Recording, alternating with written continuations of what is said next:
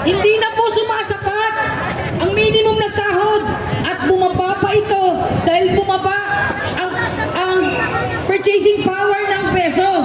Wala nang pumutok ang gera sa Middle East. Tumaas ang presyo ng langis. Tumaas ang presyo ng bilihin. Pati bayarin, Meralco at iba pa. Pero sinasabi ng mga nakaupo sa gobyerno, wala daw dahilan para itaas ang sahod. Tama ba yun? Hindi talaga.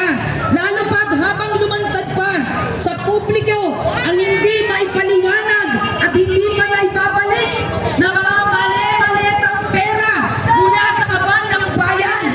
Kaya nakakagalit ang mga manggagawa ay nagtatrabaho sa araw-araw, lumilikha ng yaman ng ating bansa, nag-aambag sa ekonomiya. Maliit na lamang ang take-home pay dahil sa mga buwis na kinakaltas sa mga mandated government taxes sa gaya ng SSR PhilHealth. Pero ang nakakalungkot, sa araw-araw na pagpapagod, ang gobyerno ay wala yatang pagpapahalaga sa paghihirap ng mga manggagawa dahil pinapanatili itong mababa ang sahod. Tama ba?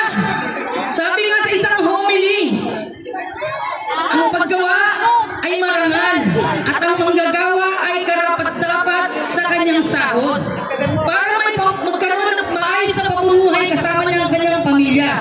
Sa pagpasok ng mga AI, automation, digitalization, tumaas ang produktibidad ng mga manggagawa. Bumilis ang paggawa ng mga produkto. Nagtanggalan ng mga manggagawa. Dumami ang kanilang ginagawa at doon sa mga naiwan ay pinapasan yung paghawak ng mga makina lagpas sa 1 hanggang 4 na makina. Tama ba yun?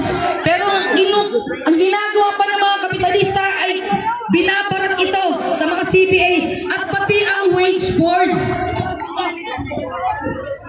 Kaya makatarungan lamang ang hiling ng mga manggagawa na itaas ang sahod at nararapat na pumagin na ang mga regional wage boards at ibalik na ang national minimum wage sa antas na nakabubuhay across the board nationwide.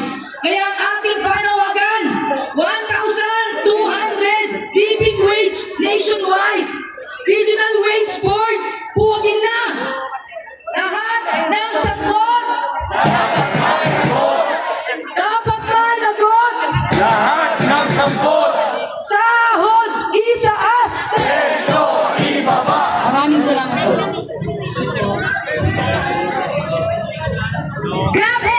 Mababa ang sahod at kontraktual pa! Kaya mahirap ang buhay ng maraming manggagawa! Ngayon, ay tawagin naman natin si Bishop Eddie Mercado, Vice Chairman ng Philippine Council of Evangelical Churches Board, para ilahat ang perspektiba ng mga simbahan hinggil sa problema ng kahirapan.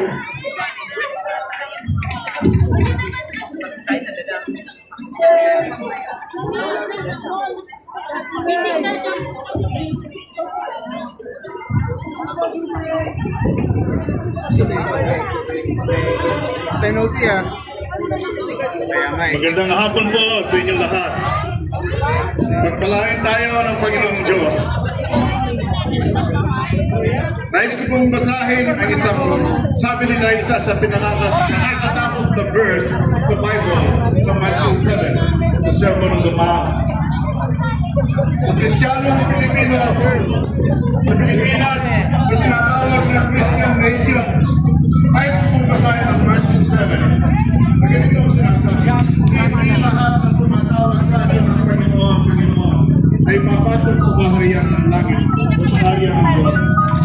Sa araw na yun, maraming magsasabi sa akin, Panginoon, Panginoon, kami nangaral, pangaral, nagpalayas ng mga demonyo.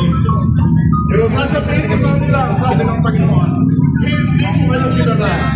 Kayong mga magagawa ng masama, you will do worse.